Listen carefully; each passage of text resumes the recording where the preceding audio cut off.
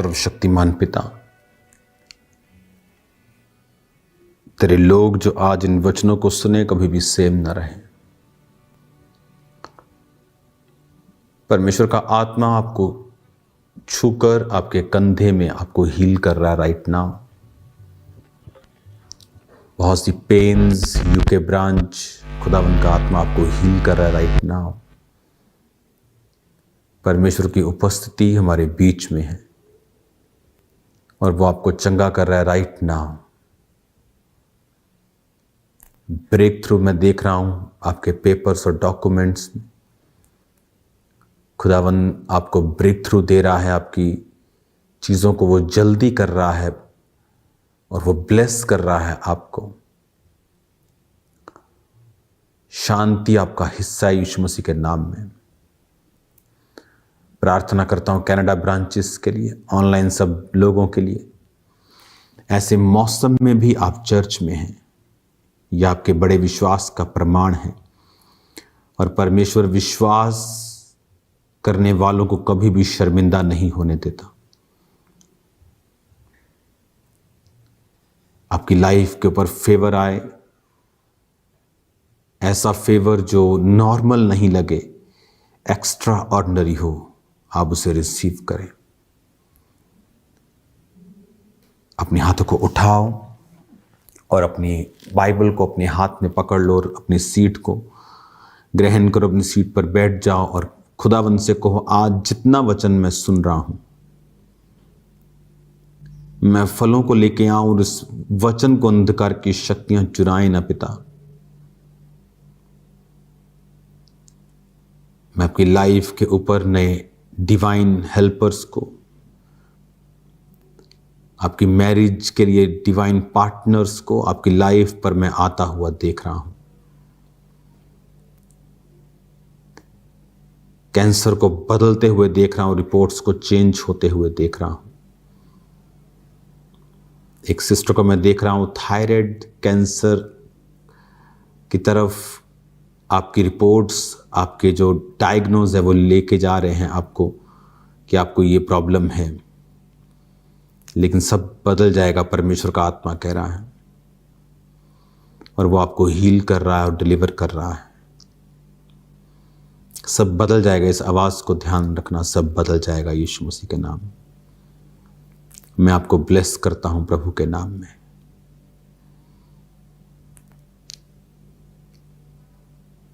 आज जो आप सुनेंगे आप सेम ना रहेंगे यीशु के नाम में।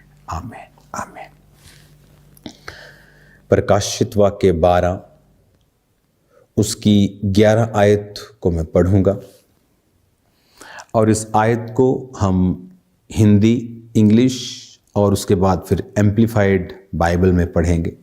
पहले मैं इसे हिंदी में पढ़ूंगा। वे मेमने के लहू के कारण और अपनी गवाही के वचन के कारण उस पर जयवंत हुए और उन्होंने अपने प्राणों को प्रिय ना जाना, यहाँ तक कि मृत्यु भी सह ली। एम्प्लीफाइड बाइबल में जहाँ पर इसको थोड़ा डिटेल में लिखा होता है, थोड़ा समझा के, उसे भी मैं पढ़ूंगा। And they have overcome, bracket में लिखा है conquered him by means of the blood of the Lamb and by utterance of their testimony.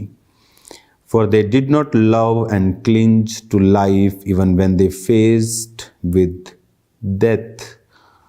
Bracket में लिखा है holding their lives cheap till they had to die for their witnessing. परमेश्वर ने कहा, testimony, बहुत से लोग ये बात नहीं समझते हैं। आप एक युद्ध में हैं, you are in the war now. आप एक युद्ध में ऑलरेडी हैं और आपको मालूम नहीं। कईयों को लगता है प्रचारक युद्ध में है। बाइबल कहती है हर एक बिलीवर, क्रिश्चियन एक युद्ध में है। पर तुम्हारा युद्ध किसी पार्टी से, किसी समाज से, किसी खास धर्म विशेष तुम्हारे विरोधियों से नहीं, बल्कि शैतान से, अंधकार की शक्तियों से है। तो अगर हमारा युद्ध आत्मिक है तो हमारे हथियार भी तलवार और तोपें और परमाणु बम नहीं होंगे। हमारे हथियार भी आत्मिक होंगे।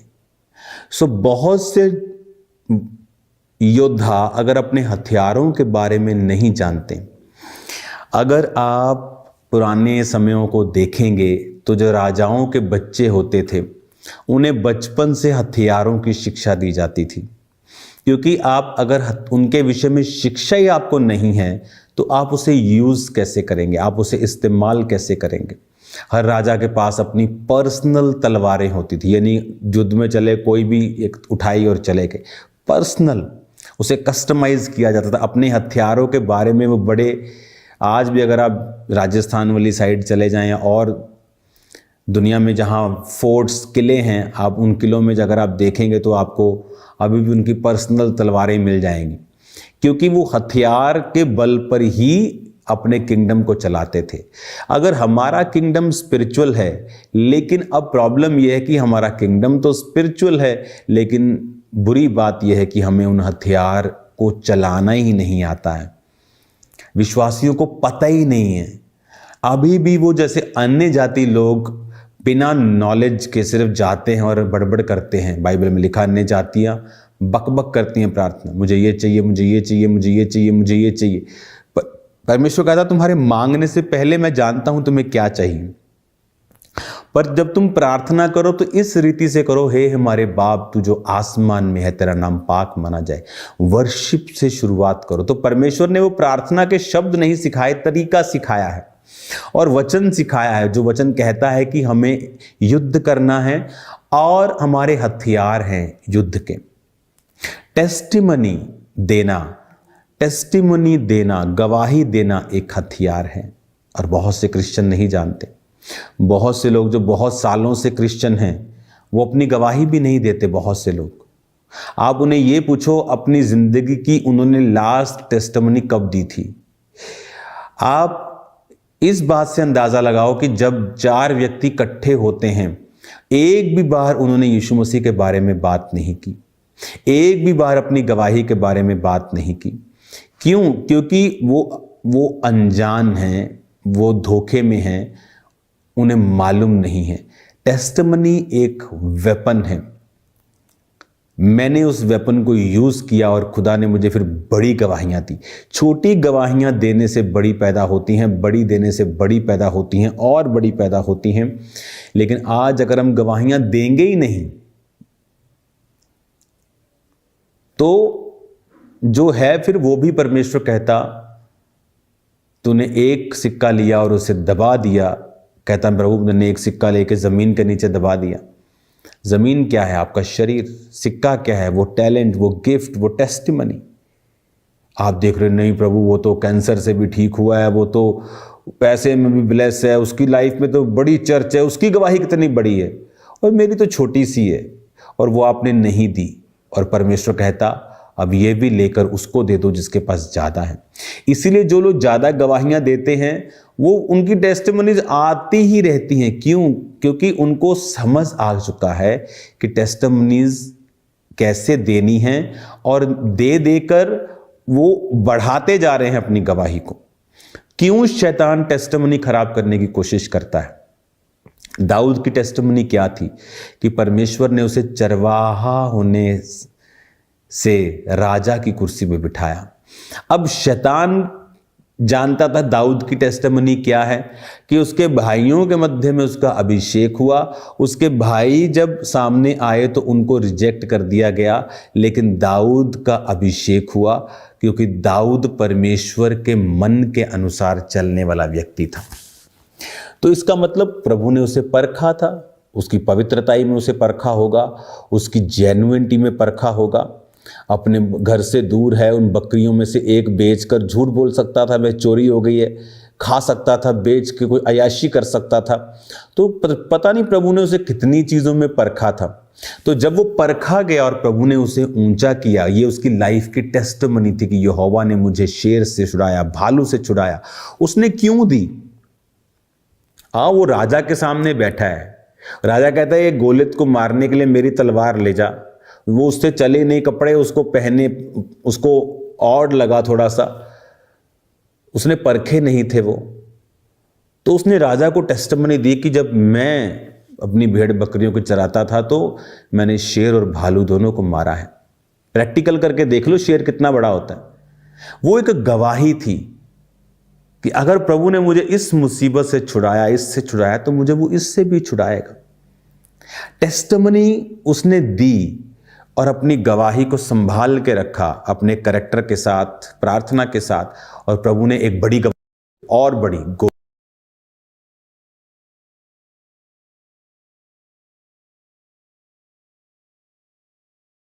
हुआ, टेस्टिमनी खराब हुई। अब वो टेस्टिमनी कैसे खराब हुई कि जिन पापों से बचता बचता वो राजा बना, उसी अनैतिकता का पाप करके एक लड़की को, एक पत्नी, किसी की पत्नी को अपना बनाकर उसके पति को मरवा कर उसने गुनाह किया। तो फिर क्या हुआ? टेस्टिमनी खराब हुई। जब टेस्टिमनी खराब हुई तो जो फतह वो शैतान के ऊपर पाता था, अब वो ग्रेस निकल गई। और वचन कहता है फिर वो नंगे पांव उन पहाड़ों पर जाने लगा। क्यों? वो वहीं पहुंच गया जहां से वो निकला था। जिन भेड़ बकरियों को चराने के लिए वो मेहनत करता था, वहीं उसकी लाइफ फिर पहुंच गई राजा बनने के बाद भी, और रास्ते में लोग उसे श्राप देने लगे। शैतान गवाही को क्यों खराब करना चाहता है? क्योंकि वो आपको वहीं लेके जाना चाहता है जहां से आप आए हैं, उसी फेलियर पे, उसी पुरानी लाइफ में, उसी स्ट्रेस सिचुएशन में, उसी दुखों में वो लेके जाना चाहता है। क्योंकि टेस्टिमनी जब आप देंगे तो आप एक वॉर में एक वेपन यूज करने वाले व्यक्ति की तरह होंगे कि टेस्टिमनी एक वेपन है, एक हथियार है। और उसने कहा, वचन ने कहा कि जिन्होंने अपनी लाइफ को चीप समझा है, ये गवाही दे रहे हैं, क्या हो जाएगा? ये दुकानदार सामान मंगवाना बंद कर देगा और क्या हो जाएगा? ये रिश्तेदार बुलाना बंद कर देगा और क्या हो जाएगा? कहता अपनी लाइफ को तुच्छ समझा, क्या लोग करेंगे, नाम काट देंगे, कोई प्रॉब्लम नहीं। पर कहता उन्होंने ही शैतान के ऊपर फतह पाई है। उन्होंने ही शैतान के ऊपर फतह पाई है जिन्होंने अपनी लाइफ को चीप समझा है। फिर से पढ़ेंगे प्रकाशित वाक्य 12 उसकी हम 11 आयत को। And they have conquered him by means of the blood of the lamb and the utterance of their testimony, for they did not love and cling to life. लोग अपनी जिंदगी के साथ इतना क्लीन, जितना जुड़े हुए हैं, इतना अटैच्ड हैं, जरा सा भी कंफर्ट खत्म ना हो जाए। ओह सुसमाचार देने, ओ व्हाट, कुछ कहेगा तो हो, गुस्सा करेगा तो, ओह कंफर्ट कर करके यूरोपियन देशों ने अपना सत्यानाश कर लिया। अब सोचते क्या हो गया, तुम सुसमाचार के लिए सोए रहे और अब दूसरे आकर उस कब्जा कर रहे हैं। वो 6-6, 7-7, 8-8 बच्चे पैदा कर रहे हैं और क्रिश्चियन सोए हुए हैं। लेकिन जल्दी तुम जाग जाओगे, डोंट वरी। तुमने ह्यूमैनिटी करके स्पिरिचुअलिटी का खत्म कर दिया और अब उसका प्राइस पे कर रहे हो। लेकिन अब लोग जाग रहे हैं, अब उन्हें समझ आ रही है कि जब स्पिरिचुअलिटी की बात आए तो हमें लाइफ को चीप समझना है, तभी रूहें बचेंगी। Testimony, utterance of their testimony, blood of the lamb, Yeshu के लहू से गवाही का वचन।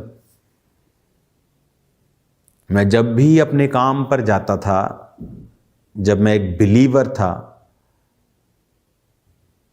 45 मिनट से ज्यादा मेरी प्रार्थना नहीं थी तब, लेकिन मैं टेस्टिमनी रोज 200 को देता हूंगा। बहाने से ही किसी के पास चले गए, कोई खाने को ऑफर कर रहा, नहीं मेरा फास्ट है। कौन आज कैसा फास्ट? Full testimony. मैं कैसे नशे करता था, प्रभु ने आजाद किया, फुल गवाही। बहाने से, क्योंकि गवाही एक हथियार है। इसलिए अपनी गवाही को खराब मत होने दें। आपने नशे को छोड़ा, आपकी टेस्टिमनी है, उसे दें।